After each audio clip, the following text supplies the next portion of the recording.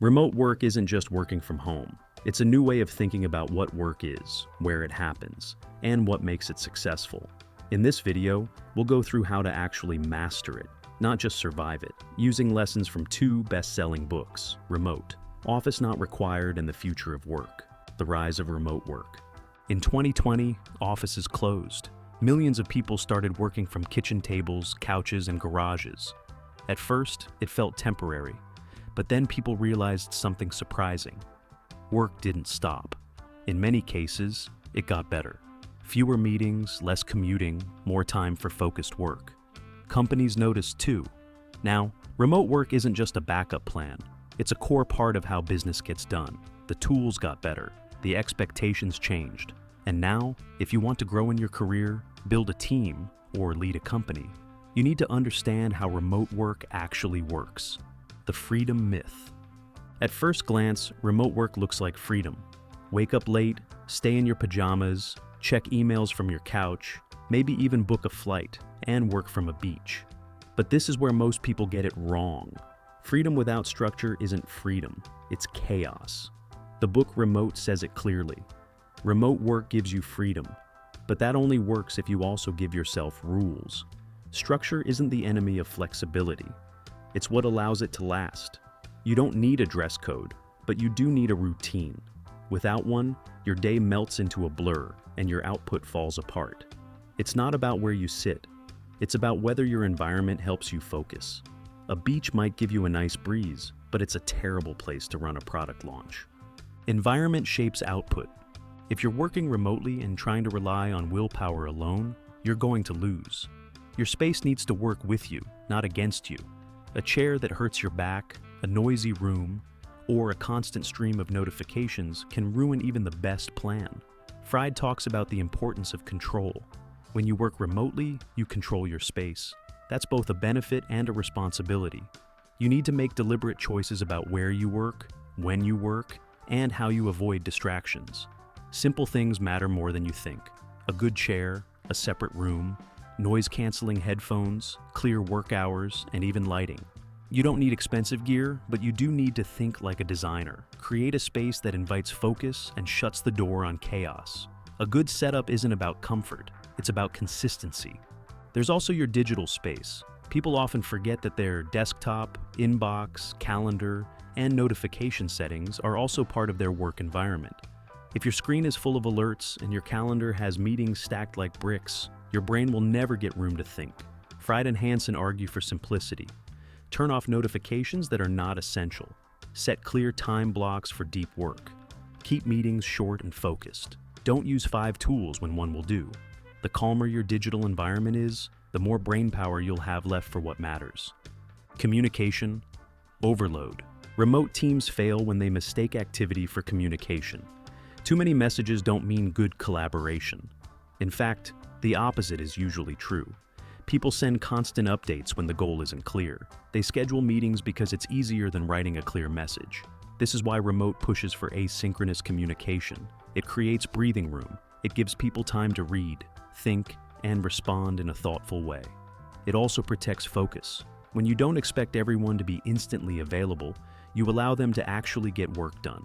A team that communicates well, asynchronously, builds clarity and trust without draining energy. Managing remote teams. The biggest challenge for leaders in remote teams isn't distance, it's control. Many managers are used to seeing people in their seats. That visual confirmation gives them comfort, even if it says nothing about results. Jacob Morgan's research shows that future-ready leaders reject this old model. They replace control with clarity. They start with outcomes, not schedules. They give teams the autonomy to choose how to reach the goal. This doesn't mean leaders step back and hope for the best. It means they give the tools, set the bar, and then get out of the way. They stay available for guidance, but trust their team to act. Remote leadership is less about command and more about coaching, rethinking the 9 to 5.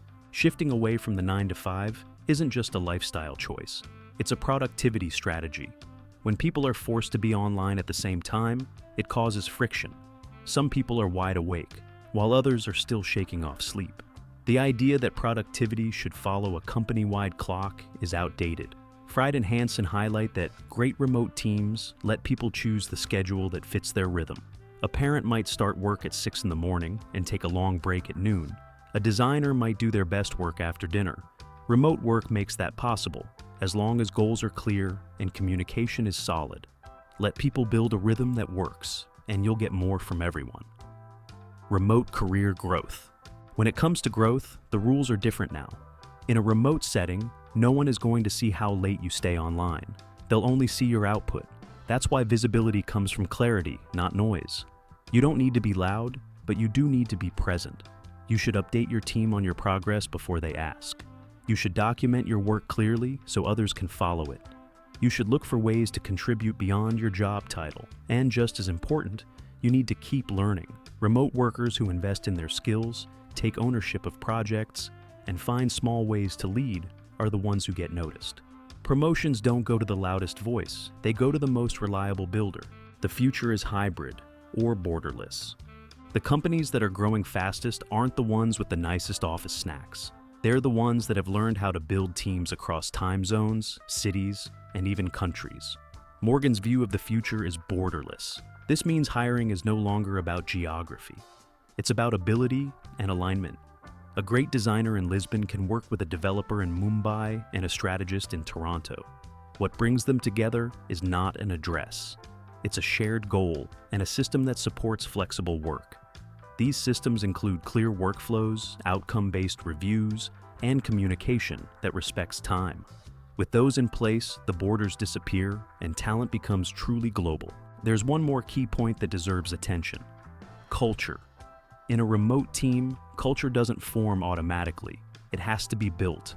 Fried and Hansen emphasize the importance of calm, trust, and accountability. These values don't appear just because people share a Google Doc. They appear because leaders model them. A calm team is one that doesn't panic under pressure. A team built on trust doesn't need to prove every decision. A team with accountability owns the outcome and supports one another. This is how real culture is built, not with slogans, but with habits. Remote work gives you the chance to build something better than office culture, but only if you're intentional about it. Remote work isn't a perk anymore, it's a skill set. And like any skill, you can train it. You can build the right habits, design the right environment, and become the kind of person who doesn't just adapt to change, but leads it.